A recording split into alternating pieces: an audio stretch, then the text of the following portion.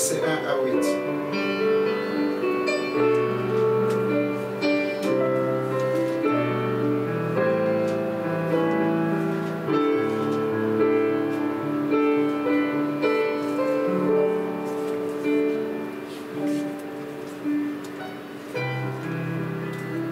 Jean chapitre 3, versets 1 à 8. Il est écrit, mais il y a un homme d'entre les pharisiens nommé Nicodème, un chef des Juifs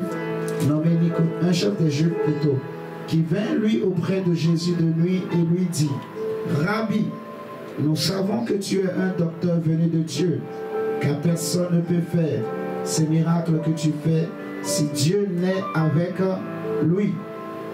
Jésus lui répondit, en vérité, je te le dis, si un homme ne naît de nouveau, il ne peut voir le royaume de Dieu. Nicodème lui dit, comment un homme peut-il naître quand il est vieux? Peut-il rentrer dans le sein de sa mère et naître? Jésus répondit, en vérité, je te le dis, si un homme ne naît d'eau et d'esprit, il ne peut entrer dans le royaume de Dieu. Ce qui est né de la chair est chair, et ce qui est né de l'esprit est esprit. Ne t'étonne pas que je t'ai dit, il faut que vous naissiez de nouveau. Le vent souffle où il veut, et tu en entends le bruit, mais tu ne sais d'où il vient, ni où il va. Il en est ainsi de tout homme qui est né de l'esprit. Amen. Nous allons prendre Galates chapitre 2. Galates chapitre 2.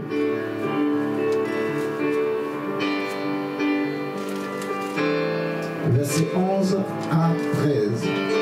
Galates 2, verset 11 à 13. L'apôtre Paul dit, mais lorsque Céphas vint à Antioche, je lui résistai en face, parce qu'il était répréhensible. En effet, avant l'arrivée de quelques personnes envoyées par Jacques, il mangeait avec les païens. Et quand elle fut venue, il s'esquiva et se tint à l'écart, par crainte des circoncis. Avec lui, les autres Juifs usaient aussi de dissimulation, en sorte que Barnabas même fut entraîné par leur hypocrisie. Le thème c'est « Tout est une question de naissance ». Dans Jean chapitre 3 qu'on a lu, nous voyons Nicodème, un chef qui est allé voir Jésus de nuit parce qu'il ne voulait pas se faire remarquer puisqu'il est chef. Mais il avait compris que la personne qu'il avait en face de lui n'était pas n'importe quel homme. Lui-même le dira, il était différent des autres. Il va confesser à Jésus que nous savons au milieu de nous que tu es un docteur venu de Dieu. Alléluia. Amen. Et Jésus va lui dire alors, Nicodème, que je vous le dis, si vous ne naissez de nouveau, vous ne pouvez pas voir le royaume de Dieu. Amen. Amen. Cela signifie que tout celui qui veut voir Dieu, qui veut expérimenter Dieu dans sa vie, qui veut expérimenter la gloire de Dieu, qui veut être sauvé, qui veut voir la main de Dieu, qui veut marcher dans les voies de Dieu, qui veut marcher dans la lumière, il a besoin de naître de nouveau. Amen. Alléluia. Amen. Voir le royaume de Dieu, c'est voir Dieu. Voir le royaume de Dieu, c'est vivre les promesses de Dieu. C'est voir la main de Dieu dans sa vie et dans sa famille. Alléluia. Amen. Donc Jésus conditionne le salut. Jésus conditionne l'intervention divine. Jésus conditionne l'ouverture du ciel dans nos vies à la nouvelle naissance. La nouvelle naissance. Et je me suis rendu compte que tout est une question de naissance, en fait.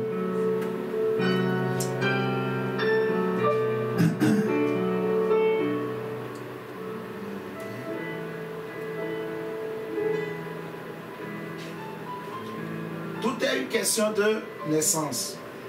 La naissance. La naissance. Vous allez voir, il y a des chrétiens qui se convertissent, mais qui retombent dans les mêmes choses. Qui retombent dans les mêmes choses. Vous allez voir un enfant qui naît, mais qui voit dans sa vie des choses qu'il n'a pas souhaité. Il n'a jamais souhaité être polygame. Il n'a jamais souhaité être impudique. Il n'a jamais souhaité tromper sa femme. Elle n'a jamais souhaité tromper son mari. Il n'a jamais souhaité sacrifier ses enfants. Elle n'a jamais pensé qu'un jour, elle allait sacrifier ses enfants. Mais malheureusement, c'est des choses qui sont arrivées. Tout est une question de naissance. Tout part de la naissance. Jésus dira que ce qui est né de l'esprit est esprit. Ce qui est né de la chair est chair. Ce qui est né du sang est aussi du sang. Alléluia. Amen. Nous voyons l'apôtre Pierre, qui était un apôtre puissant, un homme de Dieu puissant que Dieu a utilisé. La parole de Dieu dira que l'ombre de Pierre guérissait les malades. Pierre et Paul étaient de grands apôtres que Dieu a suscités. Le mouchoir qui avait touché le corps de Paul guérissait les malades. Mais malheureusement, Pierre, arrivé à Antioche, il va commettre une erreur. C'est que il va commencer par manifester une certaine forme d'hypocrisie que l'apôtre Pierre, l'apôtre Paul plutôt, n'a pas aimé. Et il va lui reprocher cela. Donc on voit Pierre, malgré l'onction qu'il avait, mais il avait encore quelque chose dans sa vie qui se manifestait, qui ne venait pas de l'onction, qui ne venait pas de la source de l'onction, du donateur de l'onction. Alléluia. Amen. Qui est l'hypocrisie. L'hypocrisie qui est du vieil homme. L'hypocrisie qui est de la chair. Vous voyez? Pierre, qui a accepté Jésus, il a connu plusieurs naissances dans son cheminement avec le Seigneur. Son frère André est venu le voir. Nous avons trouvé le Messie. André va amener Pierre auprès de Jésus. Jésus le regarde, il va lui dire: tu es Céphas, fils de Simon, mais désormais ton nom sera Pierre. Jésus a changé son nom. Pierre a commencé par suivre Jésus. Jusque le moment où le Seigneur devrait retourner au ciel est arrivé. Il va faire la Sainte Seine avec ses disciples. Mais avant cela, il leur a dit que bientôt, on frappera le berger et les brebis seront dispersées. Il faut que je retourne à Jérusalem et que je sois sacrifié, tué par les chefs religieux, et le troisième jour je ressusciterai. Pierre va lui dire que à Dieu ne plaise, tu ne mourras pas. Alléluia. Amen. Il va dire, Jésus va leur dire que je m'en irai, mais pour le moment vous ne pouvez pas venir là où je vais. Pierre dira: voilà Seigneur, partout où tu iras, moi je veux aller, je peux aller, je suis prêt à mourir pour toi. Alors Jésus lui dira que cette nuit même, avant que le coq ne chante, tu m'auras renié 3 fois. Et on a vu Pierre renier Jésus-Christ de Nazareth. Lorsque cela s'est passé, Pierre a été touché. Il a réalisé que, franchement, c'est vrai, au bout de ses lèvres, il pense qu'il aime le Seigneur. Il aime de tout son cœur. Mais malheureusement, il y a quelque chose qui l'en empêche de l'aimer totalement comme il le désire. Et Paul va dire aux Romains que je ne fais pas le bien que je veux. Je ne fais pas les bonnes œuvres que je veux. Je vois en moi 2 lois. Il y a la loi de mon entendement et il y a aussi la loi du péché, la loi de la chair qui est attachée à moi. Alléluia. Amen. Pierre a trompé, trahi le Seigneur et il a été touché. Nous voyons, après cela, Pierre va pleurer amèrement. Il a vécu une nouvelle conversion. Parce que après cela, il pensait que le Seigneur n'allait plus lui pardonner. Il pensait que Jésus allait l'écarter. Si vous vous rappelez bien la scène, lorsqu'il a renié le Seigneur la troisième fois, le Seigneur s'est retourné, Pierre aussi s'est retourné, et leurs regards se sont croisés. Il a dit, ah, c'est fini. Donc, dans son cœur, il ne pensait pas que Jésus allait encore le pardonner. C'est pour cela, après la mort du Seigneur, il va dire à ses amis, aux autres disciples, moi je retournerai à la pêche plutôt. Pierre était découragé. Il avait mal de ce qu'il avait commis comme faute. Vous voyez ce que je dis? Donc c'est un homme qui a un bon cœur. C'est une personne qui a un bon cœur, qui aime les choses de Dieu. Alors, après la résurrection de Jésus, Jésus va se montrer aux apôtres. Ils étaient là en train de faire la pêche avec Pierre, qui était comme un meneur. Alors, l'apôtre Jean va le reconnaître. Il va dire, c'est le maître. Pierre est sorti de l'eau. Vous savez ce qui s'est passé? Jésus va leur donner du poisson et du pain. Ils vont manger. Ils vont faire une pêche miraculeuse. Ils vont faire une pêche miraculeuse. Et ensuite, nous allons voir... Excusez-moi. Ils ont fait une pêche miraculeuse. Et après, nous voyons, le Seigneur va commencer par parler maintenant à Pierre. Il va lui dire, Simon, m'aimes-tu plus que ceci? Pierre va lui dire, tu sais que tu es mon ami. Pour vous amener à comprendre. Pierre répond, tu es mon ami. Jésus lui dit, encore, Pierre, m'aimes-tu comme ta femme? Non. M'aimes-tu comme Dieu? Voilà. Je vais plutôt traduire comme ça. M'aimes-tu comme Dieu? Pierre dit, tu sais que je t'aime comme mon ami. Jésus répète encore, m'aimes-tu bien comme Dieu? Pierre dit, tu sais que je t'aime comme un ami. Alors Jésus maintenant va lui dire, Pierre, m'aimes-tu comme ton ami? En fait, c'est ça. Et là, il va dire, Seigneur, tu sais toutes choses. Donc, Jésus, malgré la faute de Pierre, il ne l'a pas abandonné, il ne l'a pas rejeté. Le Seigneur est venu, il lui a tendu la main, il a récupéré Pierre. Pierre a vécu une nouvelle naissance. Vous comprenez? Une nouvelle conversion, une deuxième conversion. Il était comment on dit? Ressorti des cendres. Il s'est relevé. Il était tombé. Il était abattu. Il était découragé. Mais par l'amour du Seigneur, Pierre s'est relevé. Il a repris du courage en lui. Il a pris de nouvelles résolutions, je suis certain. Il a pris de nouvelles décisions. Le Pierre d'hier, qui disait à Jésus, je suis prêt à mourir pour toi, il était mort. Il était mort avec Jésus à la croix. Le jour où Jésus partait à la croix, ce Pierre-là était mort. Ce Pierre-là avait trahi Jésus et c'est là que Pierre, il était mort. Le Pierre qui disait à Jésus, je vais te suivre partout, je suis prêt à mourir pour toi. Ce Pierre-là est mort. Vous me suivez jusque-là? Il est mort à la croix. Jésus l'a amené à la croix. Jésus, en allant à la croix, Pierre était dans son cœur. Pierre était dans ses pensées. Et Pierre aussi était avec ce Jésus qui allait à la croix. Parce que malgré qu'il avait trahi, il avait mal. Il avait mal. Donc Jésus partait à la croix, mais Pierre était dans son cœur. Pierre était dans ses pensées. Il pensait à Pierre. Mais Pierre aussi pensait à Jésus. Donc le Jésus qui a été crucifié à la croix, c'était aussi avec Pierre en lui qui a été crucifié.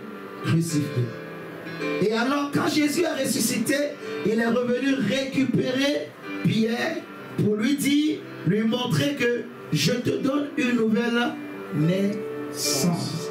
Vous me suivez jusque là?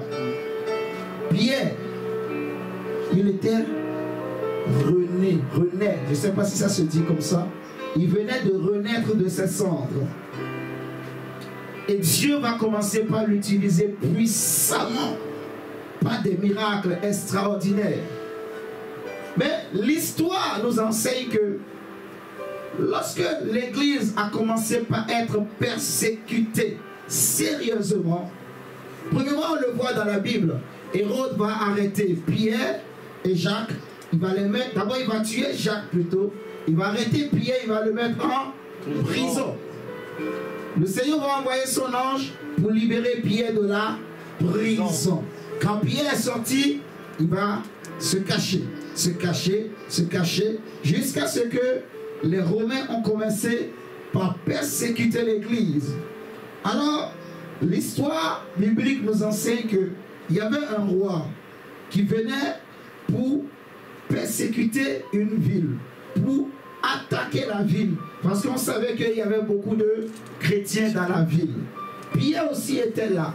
Voyant qu'on était venu pour les attaquer, il a préféré fuir et abandonner les autres chrétiens. Donc il s'apprêtait à fuir, il s'apprêtait à partir, il était déjà sorti. Et puis il va rencontrer encore le Seigneur. Il va avoir une vision du Seigneur. Et le Seigneur dira, mais où vas-tu? C'est là, Pierre, il s'est encore ressaisi. Il est retourné maintenant dans la ville. Et on l'a arrêté. Et c'est là qu'il va dire, quand on l'a arrêté, on a dit, on va le crucifier. C'est là alors il va leur dire, je ne veux pas être crucifié comme mon Seigneur, je ne mérite pas. Si vous voulez me crucifier, crucifiez-moi à l'envers, la tête en bas. Vous voyez? C'est pour cela qu'on parle de la croix de Pierre. Vous comprenez? Donc on voit que dans le cheminement de Pierre, il a vécu plusieurs naissances. Le problème de Pierre, c'était l'hypocrisie. C'était les trahisons. Vous voyez? C'était l'opportunisme. Pierre aimait Dieu. Mais il y avait toujours ce côté-là de son âme, de sa nature, de ses origines premières qui le combattaient. L'hypocrisie, l'opportunisme. Vous voyez ce que je dis? Donc, mais Dieu ne l'a pas abandonné en fait. Je dis que tout est une question de naissance. Et la nouvelle naissance, mon frère, ma soeur, ce n'est pas un slogan. Je répète, la nouvelle naissance, ce n'est pas un slogan. Tu peux voir un pasteur qui prêche l'évangile, mais qui n'a pas un bon témoignage, mais qui veut prêcher l'évangile. Il n'est pas né de nouveau. Je vais vous expliquer. Prenez avec moi Jacques.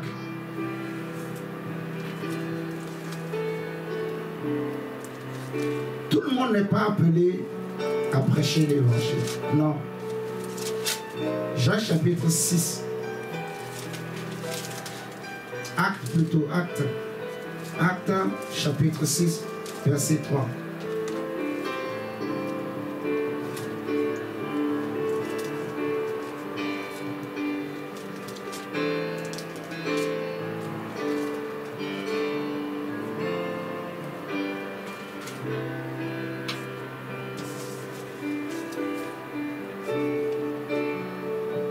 Acte 6, verset 3.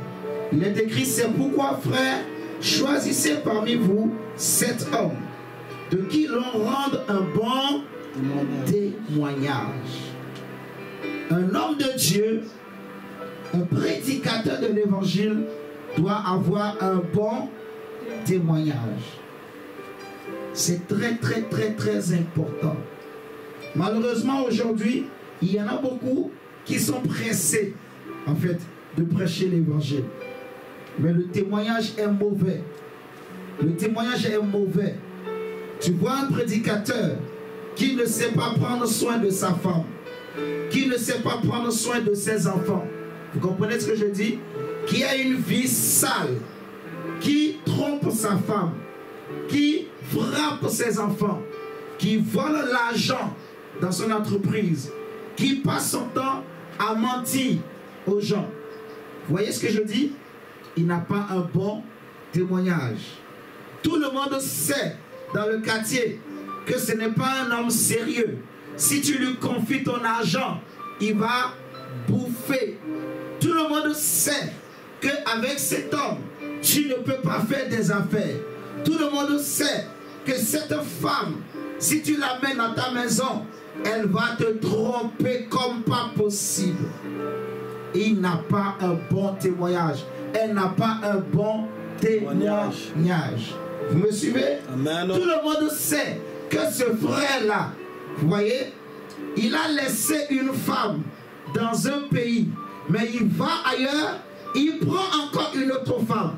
Malheureusement, il y a beaucoup de Noirs qui font ça, qui quittent l'Afrique, qui viennent en Europe à cause des papiers. On leur dit, il faut prendre une femme. Tu auras les papiers facilement. Tu es pasteur, tu es un homme de Dieu. Quand tu étais en Afrique, tu craignais Dieu. Tu prêchais l'évangile aux autres. Mais tu viens en Europe, tu as laissé femme et enfants là-bas. Tu viens ici, tu prends une autre femme à cause des papiers. Tu n'as pas un bon témoignage. Quand la femme là-bas va la prendre, qu'est-ce que tu vas lui prêcher comme évangile? Quand les enfants que tu as abandonnés la prendront, qu'est-ce que tu vas leur dire comme évangile? Quel évangile tu vas leur prêcher? Parce que l'évangile est un message de paix. Vous me suivez? L'évangile est un message de paix. Pourquoi on a tous ces problèmes? C'est la naissance. Ces pasteurs ont un problème de naissance. Ces pasteuses ont un problème de naissance. Ces prophètes ont un problème de naissance. Ces prophétesses ont un problème de naissance. L'onction ne suffit pas. L'onction ne fait pas tout. La nouvelle naissance, ça n'a rien à voir avec l'onction. Sûrement très très bien. La nouvelle naissance, elle n'a rien à voir avec l'onction. Tout est une question de naissance. Par ta naissance, tu sauras qui tu es. Par ta naissance, tu sauras qui tu es. Et tu sauras aussi où tu vas. Tu sauras où tu en es de ta vie. Par ta naissance, tu sauras tout. Un chien sait qu'il est un chien. Parce que ses parents sont des chiens et des chiennes. Vous me suivez là? Ouais. Prenez avec moi Galates, on a lu Galates 2, 11 à 13. Prenons Jérémie 8, verset 7.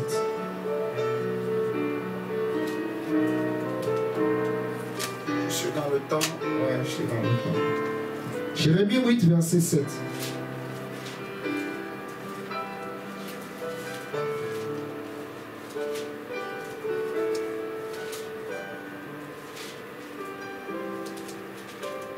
Jérémie 8, verset 7. Le Seigneur dit, même la cigogne connaît dans les cieux sa saison. La tourterelle, l'hirondelle et la grue observent le temps de leur arrivée. Mais mon peuple ne connaît pas la loi de l'Éternel, son Dieu. Comment pouvez-vous dire, nous sommes sages, la loi de l'Éternel est avec nous? C'est bien en vain que s'est mis à l'œuvre la plus mensongère des scribes. Les scribes sont confondus, ils sont concernés, ils sont pris. Voici, ils ont méprisé la parole de l'Éternel, et quelle sagesse ont-ils? Dieu dit, la cigogne connaît dans les cieux sa saison. L'ânesse connaît l'étable de son maître. Vous me suivez là? Le cheval connaît l'étable de son maître. La brebis connaît sa bergerie. Jésus dit dans Jean 10, je suis le bon berger. Je connais mes brebis et mes brebis me connaissent. Vous me suivez là? Amen. Je connais. Le berger connaît ses brebis et les brebis aussi connaissent le berger. Mais non seulement les brebis connaissent le berger, les brebis connaissent aussi la bergerie. Vous me suivez? Amen. La brebis connaît sa bergerie. Si la brebis voit la porte de sa bergerie, elle va plutôt courir. Parce qu'elle connaît la bergerie. Elle est née là. Vous me comprenez? Amen. Elle est née là. J'ai suivi un documentaire des chiens bergers. Ça existe. C'est des chiens que les bergers utilisent dans les montagnes pour protéger les brebis contre les loups, contre les animaux méchants, voilà, comme les loups, les panthères, et ainsi de suite. Et il y a plusieurs races de ces chiens. Il y en a qui sont géants, qui sont forts, qui sont terribles, comme chiens bergers. Ces chiens naissent au milieu des brebis. C'est des chiens qui mangent aussi la viande fraîche, comme les loups. Vous me comprenez? C'est des chiens, ils sont sauvages, ils sont méchants, ils sont sauvages. C'est le mot juste qu'il faut dire. C'est pour cela qu'ils n'ont pas peur des loups. Ils sont capables d'attaquer des loups et de les tuer pour protéger les brebis. Et ces chiens naissent au milieu des brebis.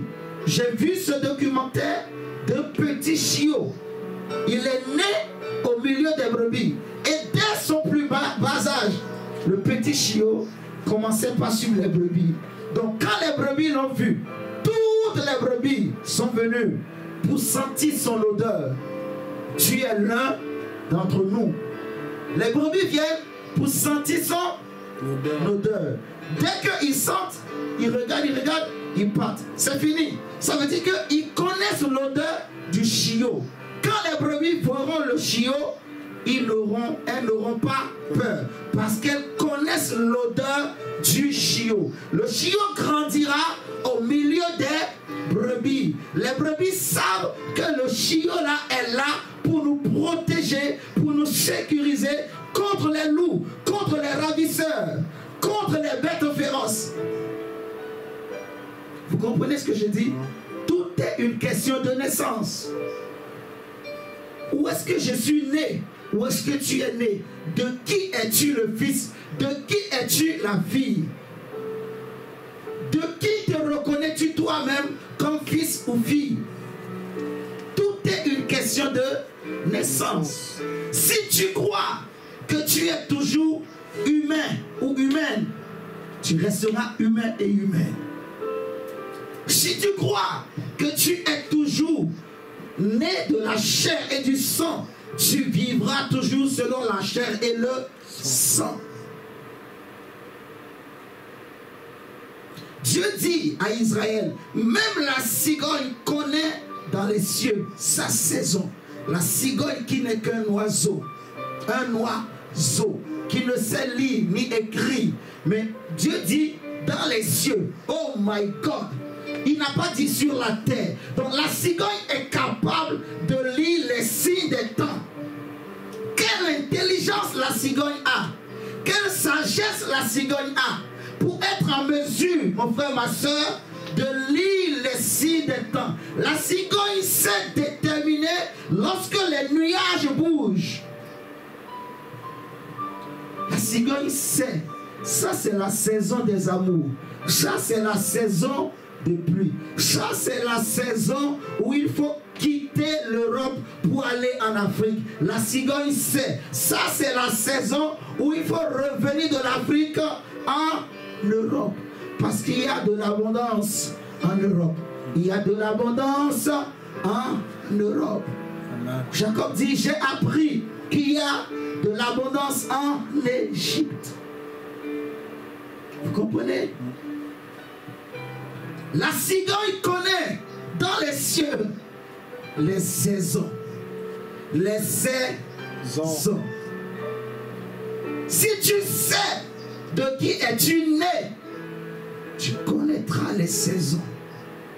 Je te dis la vérité. Tu connaîtras les saisons. Tu connaîtras qui tu es. Tu connaîtras ta nature. Jésus dit, je sais d'où je viens et je sais où je vais. Aucun homme, frère, sur la terre n'a pu parler comme ça. À part Jésus, personne ne peut, jusqu'à aujourd'hui, aucun homme ne peut faire ce genre d'affirmation. Je sais d'où je viens et je sais où je vais. Je ne suis pas né comme vous. Depuis ma naissance, je savais de qui je suis né et je sais où je vais. Je ne suis pas surpris par les saisons. Je ne suis pas surpris par les époques. Je ne suis pas surpris par les événements. Parce que je connais les saisons des cieux. Amen. La cigogne connaît dans les cieux sa saison. Donc elle sait lire les saisons. Dieu est un Dieu de saison. Oh Jésus, je suis en train d'aller trop vite. Tout est une question de naissance. Pierre a connu plusieurs naissances. Il fallait qu'il passe par ces naissances pour être sauvé, pour aller au ciel. Vous m'entendez là? Amen. Imaginez Pierre en fuyant cette ville. Peut-être qu'il avait menti aux disciples. Il avait dit, je vais dans le petit coin. Mais en réalité, c'était pour prendre la tangente. Si Dieu ne l'avait pas arrêté, c'est reparti. Vous comprenez ça? À cause de quoi? Juste de l'hypocrisie, juste de l'opportunisme. Et il y a des pasteurs opportunistes. Il y a des chrétiens opportunistes. Il y a des chrétiennes opportunistes.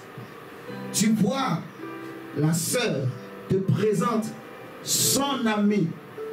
Tu passes derrière pour détourner le cœur du monsieur et tu épouses le monsieur. Tu ne seras pas béni. Toi aussi, homme, tu as commencé avec la petite sœur. La petite sœur t'a amené dans sa maison. Et tu vois la grande sœur, finalement, tu as changé d'avis. Tu ne veux plus la petite sœur. Tu veux maintenant la grande sœur. Tu cherches des problèmes. Tu cherches des problèmes. Je dis, la cigogne connaît dans les cieux sa saison. La tourterelle, l'hirondelle et la grue observent le temps de leur arrivée. Mais mon peuple ne connaît pas la loi de l'Éternel. Si mon peuple connaissait la loi de l'Éternel, si mon peuple savait, si mon peuple savait, si mon peuple connaissait la loi, la puissance de la loi de Dieu, la puissance de la loi de son Dieu, si mon peuple connaissait, oh Jésus,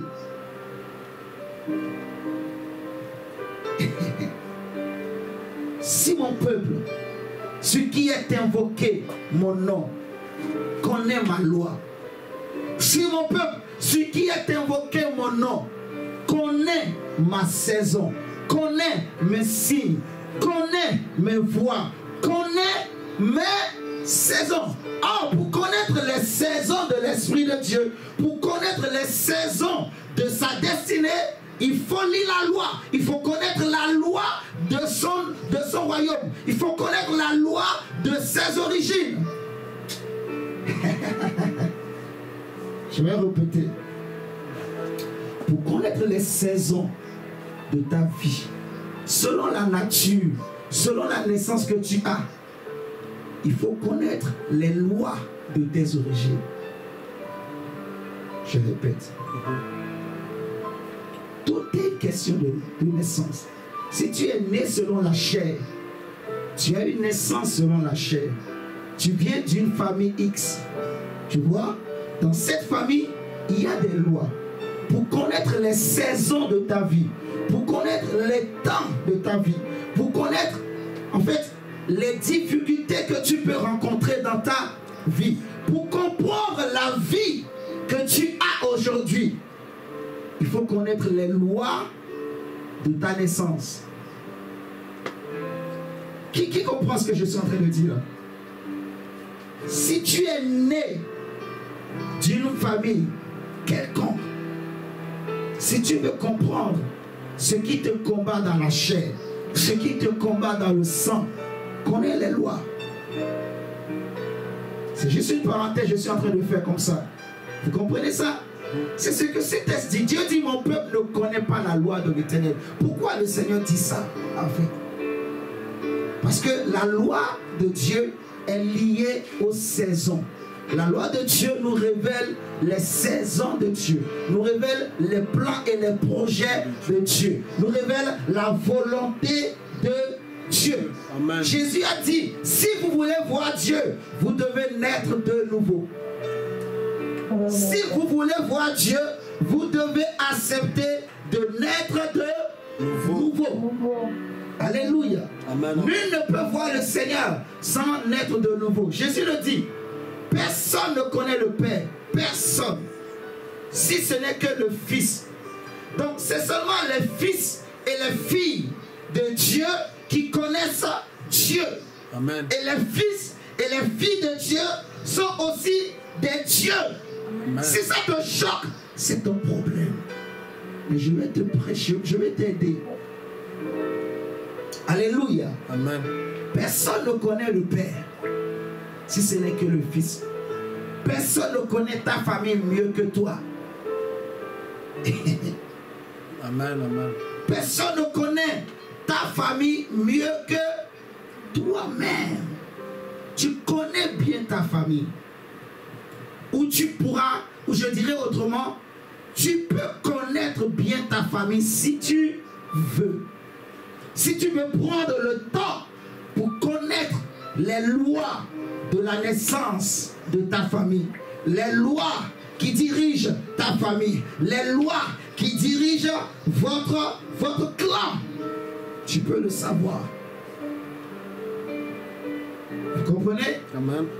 On dit, la tourterelle et l'hirondelle et la grue observent le temps de leur arrivée. Le temps de leur arrivée. Le temps de leur arrivée, le temps où les choses commencent, le temps où les choses arrivent, le temps où les choses se déterminent, le temps où les choses se manifestent. Et dans chaque famille, en fait, il y a toujours un temps. Dans la vie de chaque homme a une naissance.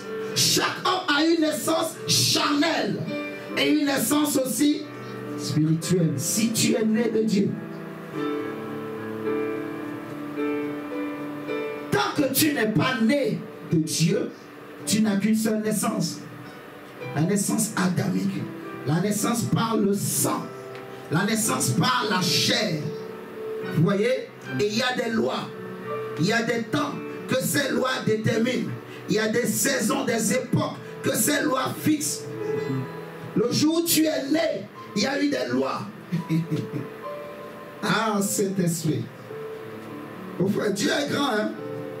Je te dis la vérité, Dieu est très grand. Prenons le psaume 89. Psaume 89. Nous allons voir quelque chose de merveilleux. Dieu dit, même mon peuple ne connaît pas la loi de l'Éternel.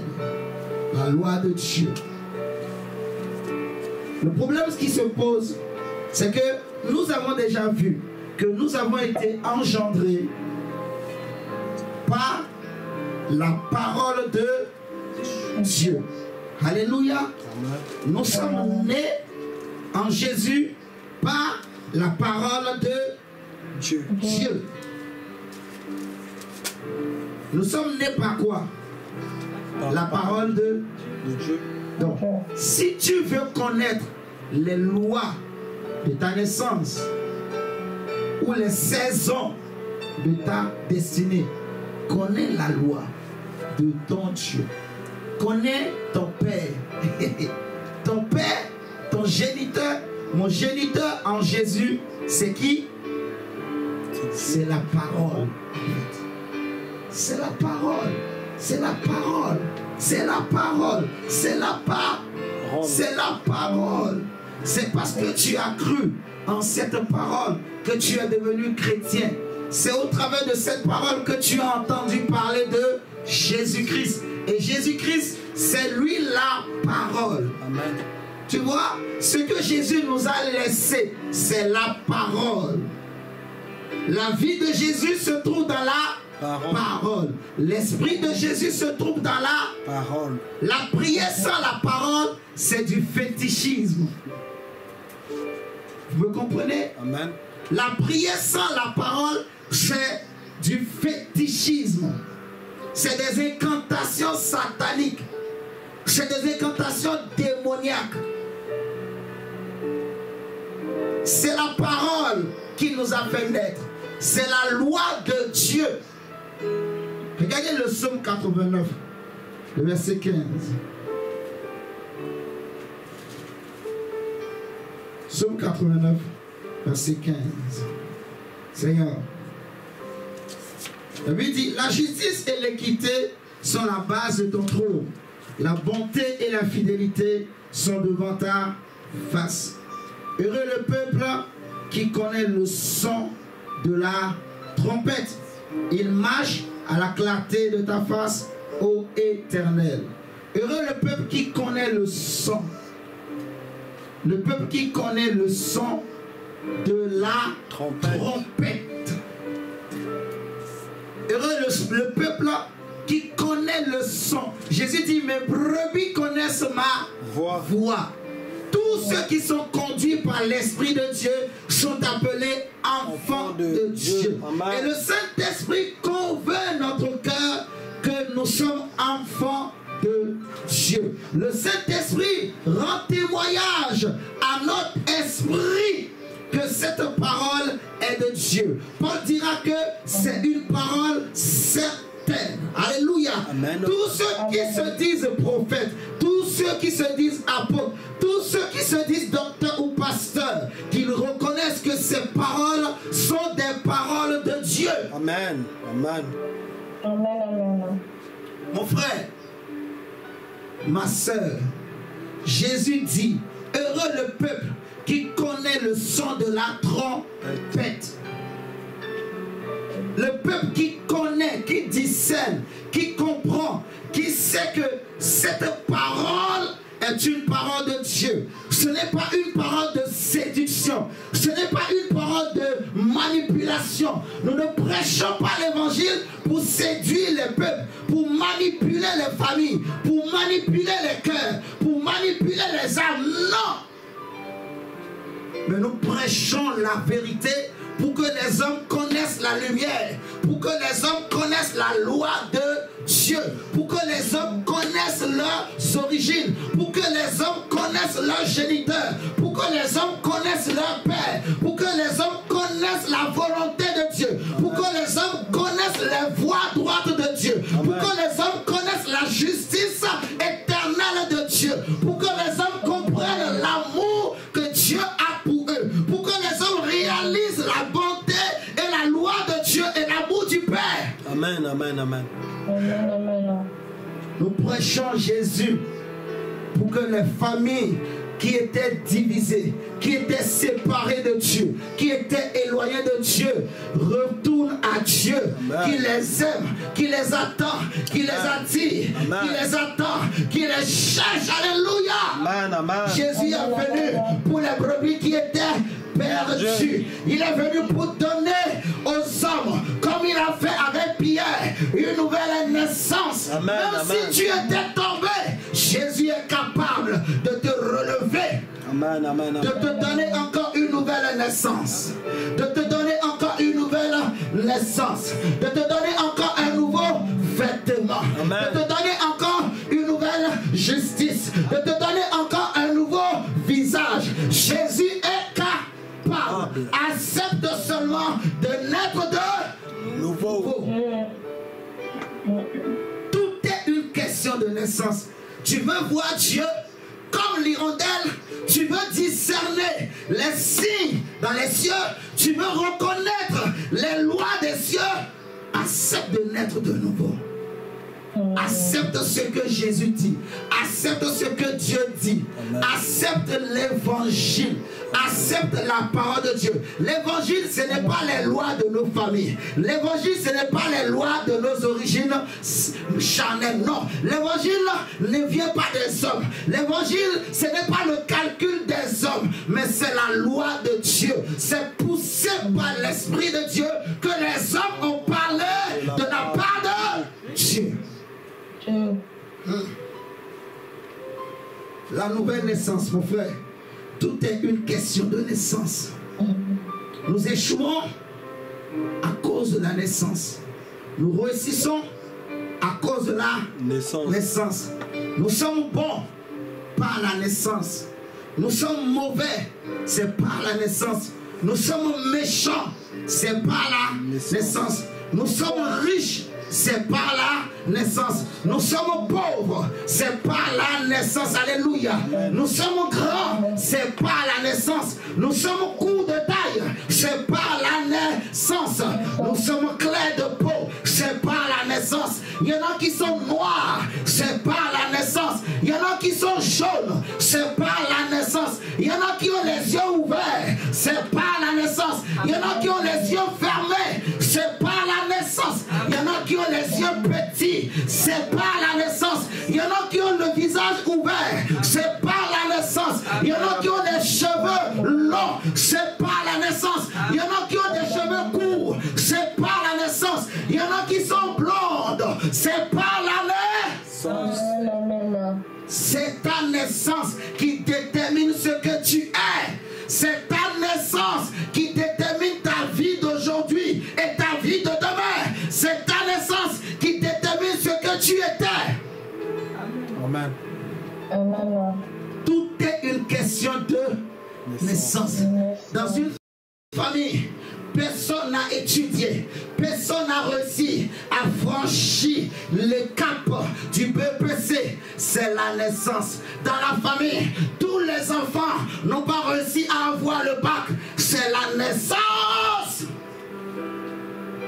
C'est l'origine. Allez voir le père. Allez voir la mère, surtout le père.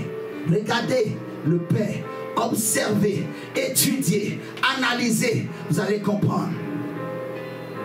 C'est la naissance. C'est la naissance. C'est la naissance.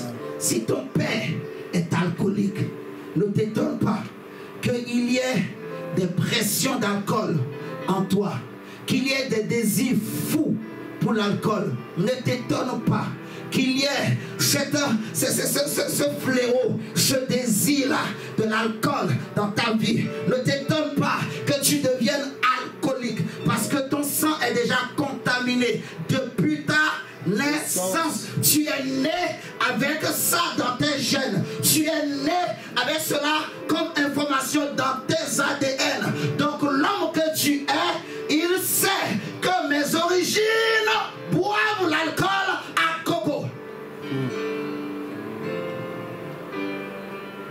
La cigogne connaît les saisons dans les cieux.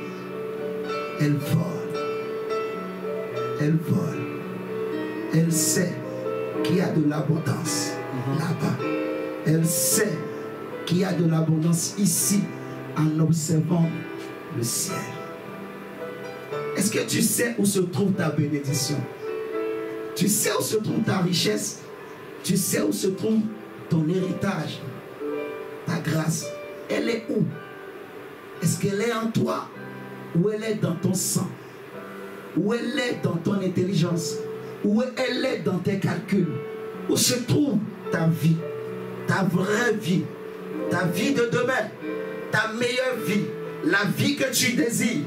La vie de bonheur, de paix, de joie, de justice? La grâce que tu cherches?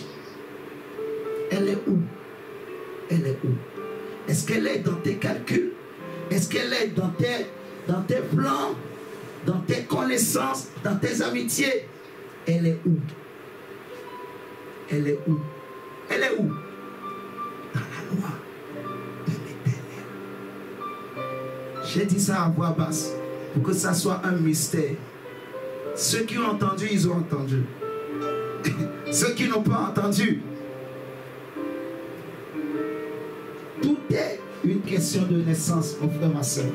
C'est la naissance qui détermine tout. Regarde avec moi Galates chapitre 2. Non, on prend Galates 2. Prenons plutôt Ézéchiel 16.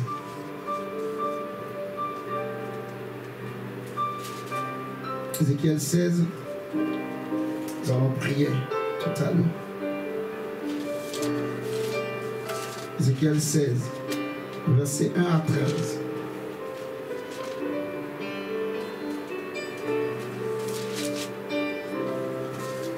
La parole de l'Éternel me fut adressée en ces mots.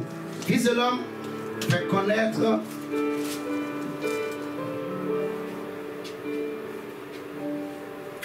à Jérusalem 16 abominations. Tu diras, ainsi parle le Seigneur, l'Éternel, à qui? À Jérusalem. Par ton origine. Par ton origine.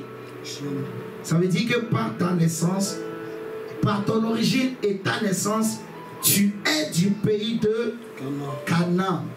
Tu es du pays de Canaan. Ce n'est pas pour rien que Dieu est en train de rappeler à Jérusalem cela.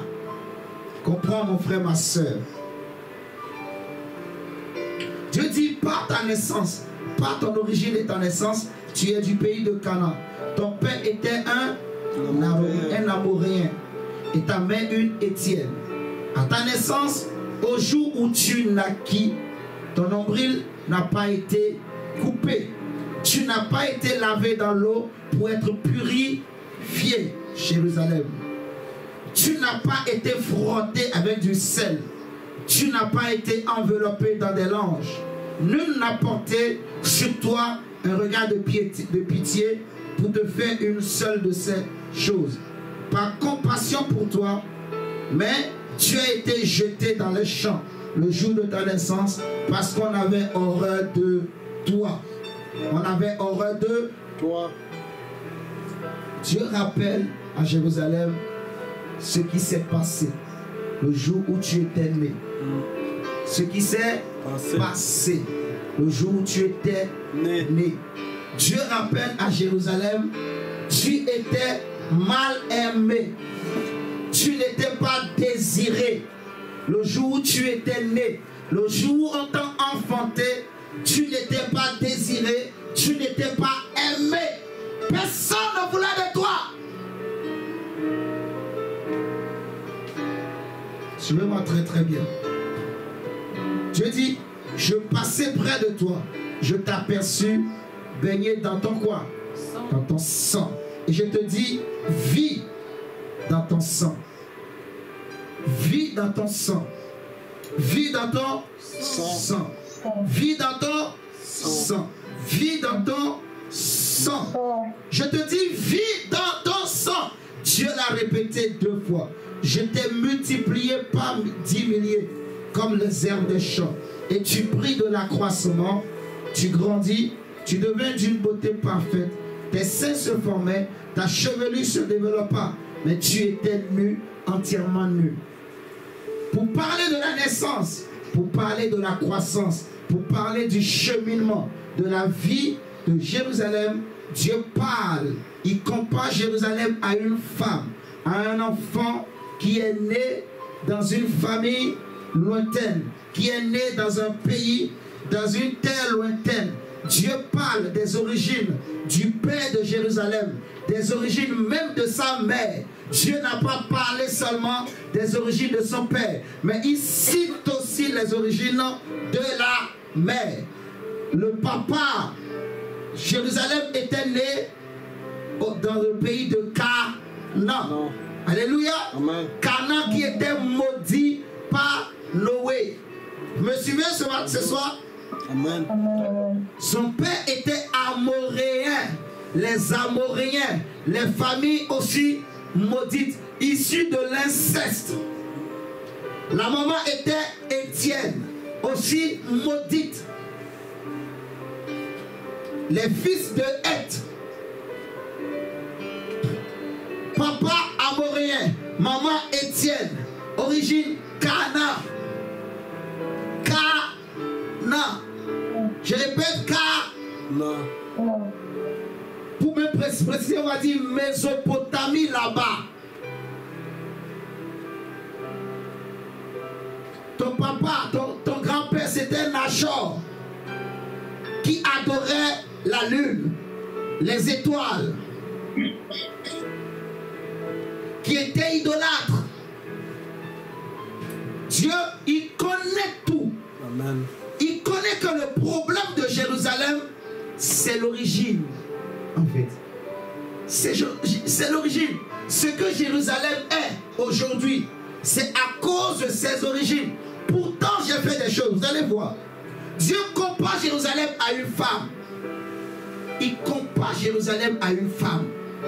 Il parle de ses chevelures. Il parle de sa beauté. Il parle de sa forme. Il dit, tu étais dans le sang. Il dit clairement, personne ne te voulait. Personne ne te désirait à ta naissance. Les gens avaient horreur de toi. Ça ne veut pas dire forcément que ton père et ta mère biologique ne t'aimaient pas ou ne t'aiment pas. Ce n'est pas ce que ça veut dire. Ça veut simplement dire que dans ta famille, dans la famille où tu étais né, tu n'étais pas né pour réussir. Il n'y avait rien dans cette famille-là qui pouvait te faire réussir, qui pouvait faire en sorte que tu sois sauvé. Vous comprenez? Si je prends le cas de Jérusalem, je prends le cas d'Israël, Abraham n'était pas aimé dans sa famille. C'est ce que ce texte est en train de nous dire. Vous me suivez là? Abraham n'était pas aimé.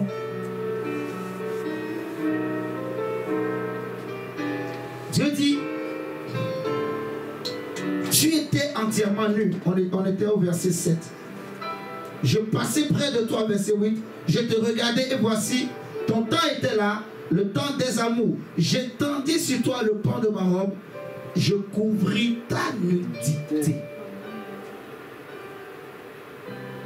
Donc, par l'origine, Jérusalem était nue. Jérusalem, la ville, était nue. Un homme est comparé à une ville. Vous le savez déjà. L'Église est une ville. L'Église est une nation. L'Église est un peuple. Nous savons ça déjà. Et on nous dit que je couvris ta nudité. Vous voyez, j'étendis sur toi le pan de ma robe pour couvrir ta nudité. C'est ce que Dieu dit. Donc, Jérusalem était nue. Elle vivait dans son sang. Donc, il y avait la mort qui était là. Elle vivait dans la mort. Elle vivait dans les ténèbres. Il n'y avait aucune issue. Il n'y avait aucun espoir. Rien ne pouvait marcher. Dieu est venu. Au lieu que Jérusalem meure dans son sang, Dieu lui dit non, tu ne mourras pas. Vis. Chaque fois que Jérusalem veut mourir, Dieu dit non, vis. Vis. Je renouvelle le souffle en toi. Je te fais vivre. Parce que Dieu a un plan pour Jérusalem. Amen. Pierre pouvait mourir là où il avait trahi Jésus. Pierre pouvait retourner définitivement dans le monde. Puisqu'il avait déjà abandonné la foi, il était retourné à sa pêche. C'était fini pour Pierre à cause de ses origines. Quand Jésus parlait à Pierre, des fois il appelle Simon, fils de Jonas. Jonas. Fils de Jonas. Oui, parce que si vous voulez connaître qui est Simon, regardez Jonas. C'est ce que ça veut dire. Regardez Jonas. Vous voyez Israël, malgré l'état dans lequel il était, Dieu a eu pitié et le Seigneur est venu le sauver, couvrir sa nudité, le laver. On ne lira peut-être pas tout, mais lisez chez vous, vous allez voir. Le Seigneur va laver Jérusalem. Elle n'était pas belle. Elle n'avait rien, ni de bijoux, ni de collier, ni de perles, ni de vêtements, ni de chaussures. Mais Dieu va le laver, Dieu va la laver, Dieu va l'habiller, Dieu va lui acheter des vêtements, il va acheter des colliers, il va acheter des bijoux, il va acheter tout ce qu'il faut. Et maintenant Jérusalem est devenue une ville belle, une jolie fille, une femme qu'on peut désirer, on peut aimer. Amen. Personne n'aimait Jérusalem parce qu'elle n'avait rien pour être aimée. Elle n'avait rien pour plaire. Elle n'avait rien pour attirer les regards. Elle n'avait rien. Suivez-moi bien. Ce n'est pas la naissance. Toujours pas là. L'essence.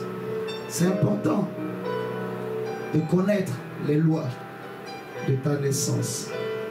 C'est pour cela. On va pas tout lire. Lisez chez vous tout le chapitre. Vous allez comprendre. Si vous prenez avec moi Jérémie chapitre 20. Jérémie 20. Tout est une question de naissance. Frère. Jérémie chapitre 20, verset 14 à 18. La Bible nous dit: maudit soit le jour où je suis né, que le jour où ma mère m'a enfanté ne soit pas béni. Maudit soit l'homme qui porta cette nouvelle à mon père. Il était né un enfant mâle et qui le combla de joie. Que cet homme soit comme les villes que l'Éternel a détruites sans miséricorde. Qu'il entende des gémissements le matin et des cris de guerre à midi. Que ne m'a-t-on fait mourir dans le sein de ma mère? Que ne m'a-t-elle servi de tombeau? Que n'est-elle restée éternellement enceinte? Pourquoi suis-je sorti du sein maternel pour voir la souffrance et la douleur et pour consumer mes jours dans la honte? Vous comprenez pourquoi on dit tu étais né dans le sang, tu étais nu, abandonné, personne n'avait aucun regard de miséricorde sur toi, Jérusalem. Parce que la vie de l'homme qui est né selon la chair, la vie de l'homme qui marche selon la chair, qui marche selon le sang, c'est une vie de honte, de confusion. On a expliqué Babel, ça veut dire la confusion. Vous voyez ce que je dis? Et là où il n'y a pas Dieu, il y a le désordre. Là où les hommes ont abandonné le vrai culte de Dieu, il y a le désordre. Quand je dis que l'apostasie agit dans 3 dimensions, on a parlé de l'esprit, de l'âme et du corps. Dans le domaine de l'esprit, l'apostasie cherchera surtout à s'attaquer à ta relation avec Dieu, à ton adoration, pour que tu ne sois plus un adorateur du vrai Dieu, mais tu deviennes un idolâtre. Comprenez très bien, c'est très très important. Par rapport à ton corps, il va chercher à te pousser à souiller toi-même ton corps. Vous voyez, il va chercher à te combattre dans ton corps. Même pas de maladie. Tout ça, c'est pour que tu renies Dieu. Tellement que la souffrance, comme Jérémie dit, maudit soit le jour où je suis né. Tellement que la souffrance est grande. En tant que prophète, Jérémie a compris, c'est mes origines. J'aurais préféré être comme un avorton. Jérémie. Job, c'est un copie. On va le lire tout à l'heure. Parce que c'est des hommes qui ont compris. En fait, ils ont compris. Que c'est-il à un homme, Jésus dira, de gagner tout ce monde, d'avoir tout l'or du monde, d'avoir tout l'argent, toute la gloire de ce monde, mais que son âme soit perdue. Quand tu sais que le jour où tu mourras, tu iras en enfer, à quoi ça te sert toute cette richesse? Quand tu sais que la vie que tu es en train de mener, c'est une vie sale, quand tu sais que tu paraisses devant les hommes droits, purs, mais dans le secret, tu pleures, tu es souillé, tu es sale, tu es menteur, tu es hypocrite, tu es égoïste, tu es orgueilleux. À qui es-tu en train de faire du mal? C'est à toi-même. Malheureusement, il y a des chrétiens comme ça, des pasteurs comme ça, qui vivent dans le mensonge, qui ont l'apparence de la piété devant les hommes, devant les fidèles.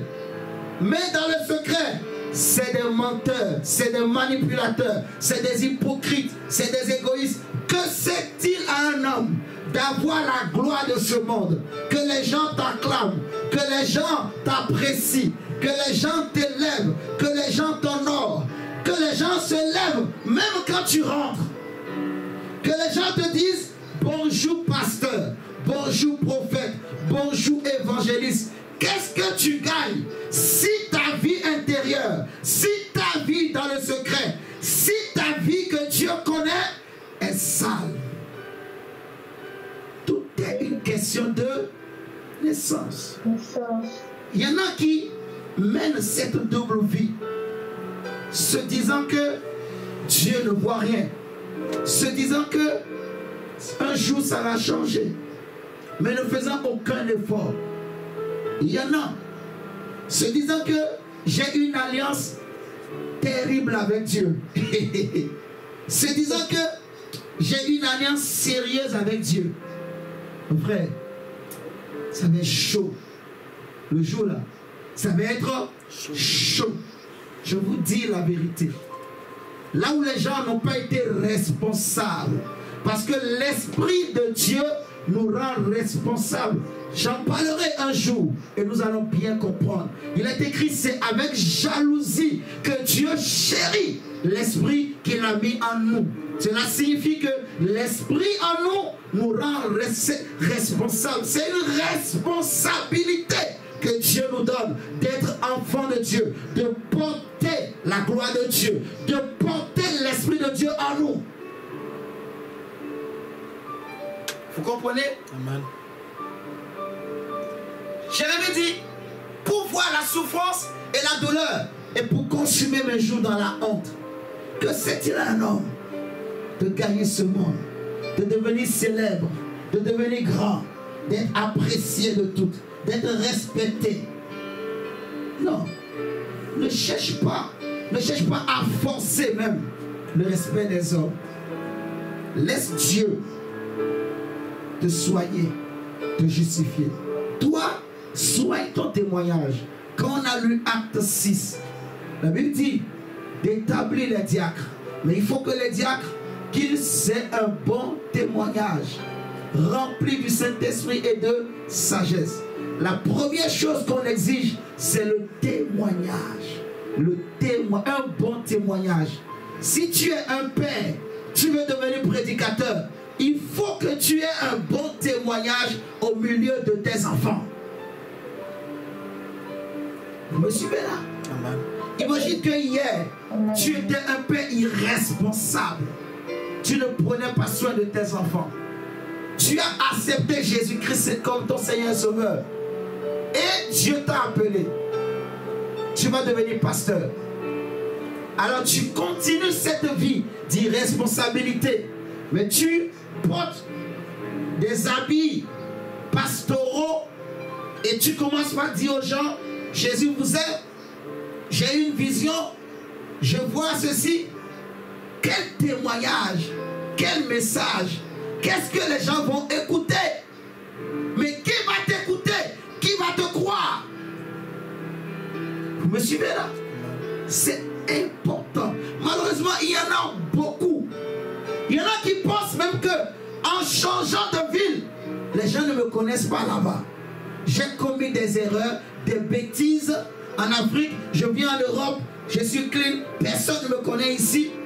Je suis tranquille. Qui viendra m'embêter? Qui connaît mon passé? Personne ne connaît. Il n'y a que ma conscience et Dieu. Ça ne marchera pas. Parce que l'onction connaît. Le Saint-Esprit connaît ton témoignage. Ta conscience aussi connaît ton témoignage. Tu le sais toi-même. Tu sais, devant les gens te disent bonjour pasteur. Mais tu sais qui tu es. Tu peux te donner bonne conscience. Mais il y a des moments où tu sais qui tu es. Tu sais. Tu le sais toi-même. Tu connais tes origines. Tu connais ton père. Tu connais ta mère. Tout est une question de naissance. Et le fils connaît le père.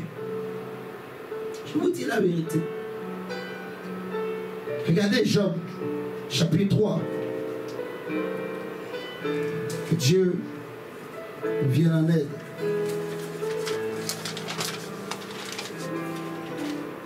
Nous allons lire ça. Nous allons lever, nous allons prier pour la naissance. La nouvelle naissance.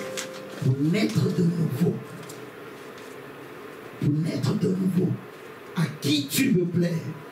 Tu veux plaire aux hommes? Tu veux paraître devant les hommes? Tu es pressé de prêcher l'évangile? Tu es pressé d'imposer les mains aux gens? Tu es pressé que les gens sachent que toi aussi, Dieu te parle? Tu es pressé pour que les gens disent que tu es prophète, tu es prophétesse, tu es apôtre, tu es docteur, tu es pasteur? Tu es pressé pour que les gens disent que tu es quelqu'un de bien? Non. Tu veux vraiment voir la main de Dieu? Tu veux que ta vie change? Tu veux que ta vie soit transformée? Accepte de naître de nouveau. Amen. Amen. Parce que l'ancienne naissance, c'est la mort, c'est le sang, c'est les ténèbres. Vous voyez? C'est la honte, c'est la souffrance. Regardez Job chapitre 3, verset 1. Job dit: après cela, Job ouvrit la bouche et maudit le jour de sa naissance, comme Jérémie. Il prit la parole et dit: périsse le jour où je suis né, et la nuit qui dit un enfant mâle est conçu. Ce jour qu'il se change en ténèbres, que Dieu n'en ait point souci dans le ciel, et que la lumière ne rayonne plus sur lui. Que l'obscurité et l'ombre de la mort s'en emparent. Que des nuées établissent leur demeure au-dessus de lui, et que de noirs phénomènes l'épouvantent. Cette nuit, que les ténèbres en fassent la proie. Job est en train de maudire lui-même le jour où il est né. Il en a marre. Il était fatigué de cette vie. Il y en a qui se plaisent dans la vie qu'ils mènent. Il y en a qui sont contents dans la vie de médiocrité, mais qui veulent dire aux gens qu'ils sont pasteurs, ils sont prophètes, ils sont apôtres, ils sont chrétiens, ils sont docteurs. Ils ont le nom de Dieu dans la bouche, mais ils renient Dieu par les œuvres. Ils renient Dieu par le témoignage. Le témoignage est important. Amen, amen, amen. Pour un homme de Dieu, pour un chrétien, Dieu regarde au témoignage. Dieu regarde au témoignage. Même les démons regardent au témoignage. Paul le dit. C'est écrit. Le témoignage est important. Quel témoignage as-tu dans ta famille? Quel témoignage as-tu auprès de tes enfants? Quel témoignage as-tu? Un père irresponsable, une mère irresponsable, là où l'Esprit de Dieu nous rend responsables. Si Dieu est jaloux de toi, toi tu peux être jaloux de ta famille, de sorte de les protéger, de prendre soin, de pouvoir. Le premier ministère, ce n'est pas de dire Dieu m'a choisi, oh je suis appelé. Non. Vous me comprenez? Le premier ministère, la première prophétie, la première voix de Dieu, ce n'est pas les visions et les songes et les rêves. Non. Tout ça, ça séduit. C'est la parole. C'est l'obéissance à la parole. C'est ce qui déterminera si tu sais de qui tu es fils, de qui tu es enfant, de qui es-tu né. Tu n'es pas né par les songes et les rêves. Tu n'es pas né par la parole d'un pasteur. Tu es né de la parole de Dieu si tu es vraiment chrétien et chrétienne. Amen. Oh Dieu. Qui comprend ce soir? Amen. Job dit, cette nuit que les ténèbres en fassent le poids, qu'elles disparaissent de l'année, qu'elles ne soient plus comptées parmi les mois, que cette nuit devienne stérile, que l'allégresse en soit bannie, qu'elle soit maudite par ceux qui maudissent les jours, qu'elle soit maudite par ceux qui maudissent les jours, par ceux qui savent exciter les léviathans. Que les étoiles de son crépuscule s'obscurcissent, qu'elle attende en vain la lumière et qu'elle ne voit point les paupières de l'aurore, car elle n'a pas fermé le sein qui me conçut, ni dérobé la souffrance à mes regards. Pourquoi ne suis-je pas mort dans le ventre de ma mère, comme Jérémie? Pourquoi n'ai-je pas expiré au sortir de ses entrailles? Pourquoi ai-je trouvé des genoux pour me recevoir et des mamelles pour m'allaiter? Je serai couché maintenant, je serai tranquille, je dormirai, je reposerai avec les rois et les grands de la terre, qui se bâtit des mausolées avec les princes qui avaient de l'or. Oh Dieu, et qui remplit d'argent leur demeure. Où je n'existerai pas, je serai comme un avorton caché, comme des enfants qui n'ont pas vu la lumière. Là ne s'agitent plus les méchants, et là se reposent ceux qui sont fatigués et sans force. Les captifs sont tous en paix. Ils n'entendent pas la voix de l'oppresseur. Le petit et le grand sont là, et l'esclave n'est plus soumis à son maître. Pourquoi donne-t-il la lumière à celui qui souffre et la vie à ceux qui ont l'amertume dans l'âme, qui espèrent en vain la mort et qui la convoitent plus qu'un trésor, qui serait transporté de joie et saisi d'allégresse s'il trouvait le tombeau?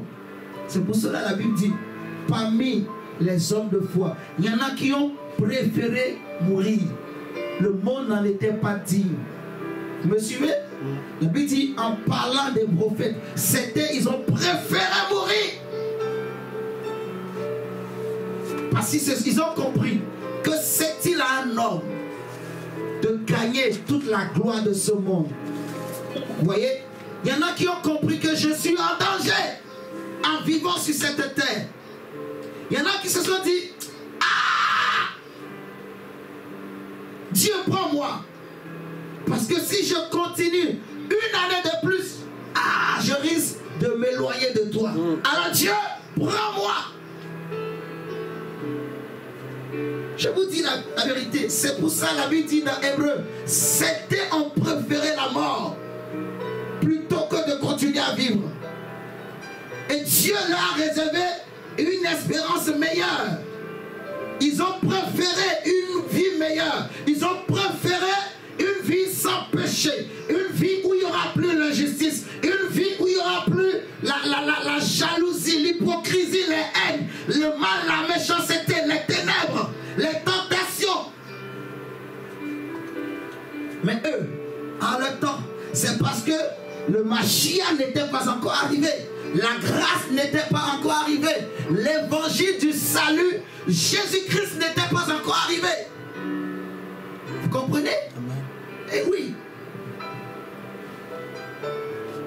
Job dit, qui serait transporté de joie et d'allégresse s'il trouvait le tombeau? À l'homme qui ne sait où aller et que Dieu cerne de toutes parts. Le soupir sont ma nourriture et mes cris se répandent comme l'eau. Ce que je crains, c'est ce qui m'arrive. Ce que je redoute, c'est ce qui m'atteint. Je n'ai ni tranquillité, ni paix, ni repos. Et le trouble s'est emparé de moi. Je vous dis, il y en a beaucoup. Au lieu de chercher la loi de Dieu, ils sont pressés de montrer qu'ils sont appelés de Dieu, qu'ils sont ceci, qu'ils sont cela. Ils n'ont rien compris. Si la cigogne sait discerner les signes des cieux pour connaître sa saison, est-ce que tu connais la saison dans laquelle tu es? Est-ce que tu connais le temps? Alléluia. Amen. Nous allons nous lever. Nous allons prier le Seigneur. Tout est une question de naissance. Aujourd'hui, là où je suis, là où tu es, ma soeur, mon frère, quelle naissance as-tu? Es-tu né de la parole ou tu es encore né de la chair et du sang? Cette question, La réponse est dans ton cœur. La réponse est dans mon cœur. Devant Dieu, tu connais la réponse. Qu'est-ce que tu préfères? Quelle loi t'attire? Quelle loi t'impressionne? C'est quoi tes désirs? C'est quoi tes ambitions? C'est quoi tes projets? J'ai le bus à 36. Hein? J'ai pas reçu le bus à 36. De quoi? Le bus. J'ai le bus à 36. Je suis pas en voiture. Ah, d'accord. Hein? Toi, tu vas où? J'avais déjà ça depuis. Votre compagnie.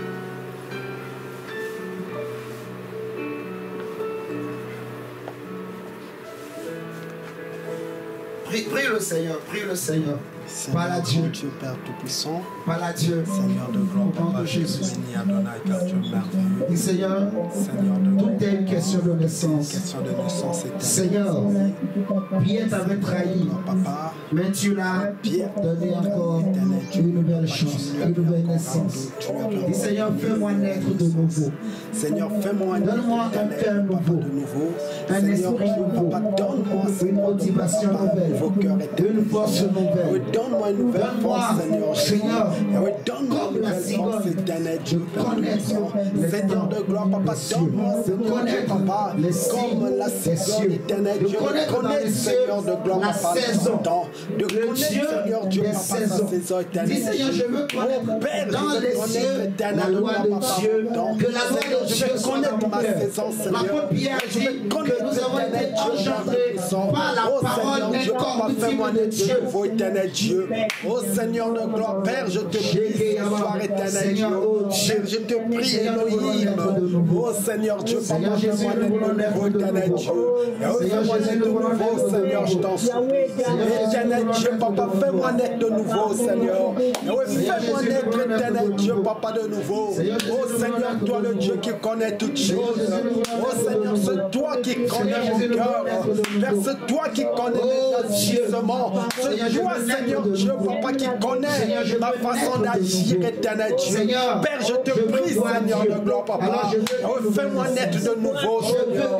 Oh, fais-moi naître de nouveau, Elohim. Père, fais-moi naître de nouveau, Seigneur Dieu. Oh, Père, donne-moi un esprit nouveau. Seigneur, donne-moi un esprit nouveau. Oh, donne-moi un esprit nouveau. Dis à Dieu, Seigneur, que tout en moi soit nouveau. Tout en moi soit nouveau. Tout en moi soit nouveau. Je veux un esprit nouveau. Je veux un cœur nouveau. Je veux connaître, Yahweh, les signes de mes origines. Je veux connaître les lois de mes origines. Je veux connaître les saisons de ma vie. Les saisons de mes origines. Je veux connaître les lois des cieux. Je veux connaître la loi de mon Dieu. Je veux la loi de l'éternel. Je veux connaître les signes des saisons. Les signes des saisons. Les signes des saisons. Les signes de mes origines. Je veux connaître. Je veux connaître. Je veux connaître. Dis Seigneur, que tout en moi soit nouveau. Prie le Seigneur de détruire tous les signes de ton ancienne naissance. Que Dieu détruise en toi tous les signes, les lois de ton ancienne naissance. De ton ancienne naissance.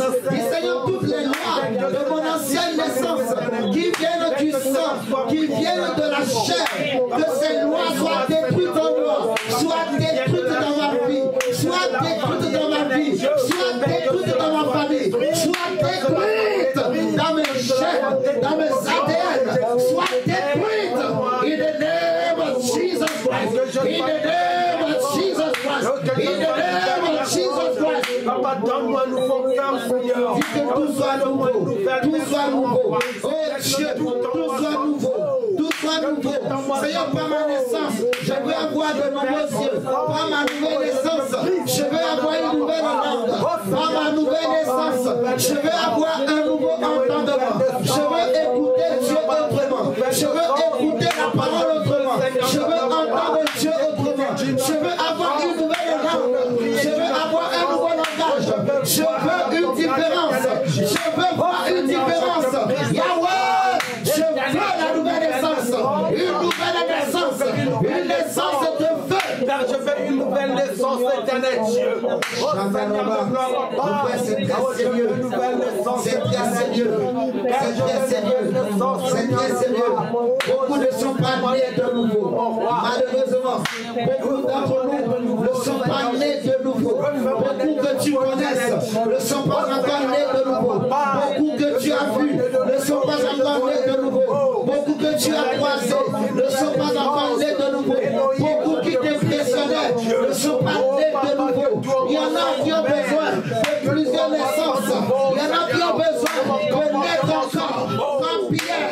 Il y en a qui ont besoin que Jésus les appelle encore, que Jésus les dise, m'aimes-tu plus que ta famille, m'aimes-tu plus que ta femme, m'aimes-tu plus que ton mari, m'aimes-tu plus que ton travail, m'aimes-tu plus que tes enfants, m'aimes-tu plus que ton argent, m'aimes-tu plus que tes études, m'aimes-tu?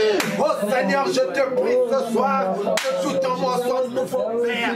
Car la nouvelle naissance éternelle Dieu. Père, la nouvelle naissance éternelle. Papa, que tout en moi soit nouveau, mon roi. Père, que tout en moi soit nouveau, Seigneur Dieu. Oh Père, Seigneur, que tout en moi soit nouveau. Oh Seigneur, Seigneur, une nouvelle naissance. Tu n'as point changé, Seigneur. Père, je veux serrer ta loi dans mon cœur. Papa, mets ta loi, Seigneur. Inscris-moi ta loi, Seigneur. Seigneur, inscris, Papa. Seigneur, inscris-moi ta loi. Inscris dans mon cœur ta loi. Inscris dans mon esprit ta loi. Inscris en moi ta loi de Dieu. Inscris en moi ta loi sainte, ta loi de vérité. Père, au nom de Jésus, merci Seigneur pour ce soir, pour la force que tu as donnée à chacun. Merci pour ceux qui étaient là. Seigneur, merci pour ceux qui n'ont pas pu venir ce soir. Merci, Seigneur, merci. Que ta grâce soit sur tous nos frères et sœurs. Seigneur, tu es un Dieu de paix et d'amour. Que ton amour inonde nos cœurs, inonde nos familles. Nous voulons marcher dans l'amour comme Jésus. Nous voulons marcher dans la paix. Seigneur, au nom de Jésus, Seigneur, remplis-nous de ta loi. Remplis-nous de ton esprit. Remplis-nous de ton feu. Nous voulons rentrer dans cette nouvelle année qui est devant nous avec une nouvelle naissance, avec une nouvelle naissance, avec un père nouveau, avec un zèle nouveau, avec, Seigneur, de nouvelles résolutions, une nouvelle détermination, une nouvelle foi. Seigneur, au nom de Jésus, une nouvelle motivation, une nouvelle intelligence, une intelligence renouvelée, une nouvelle sagesse, une nouvelle connaissance. Yahweh, produis cela en nous, produis cela en nous, produis cela en nous. Oh Dieu, produis cela en nous. Seigneur, renouvelle, Seigneur, renouvelle, Seigneur, renouvelle. Yahweh, donne-nous la force. Renouvelle au nom de Jésus. Amen, amen, amen. Seigneur, merci. Seigneur, merci. Seigneur, merci. Au nom de Jésus-Christ. Amen. Amen. Nous allons nous arrêter là.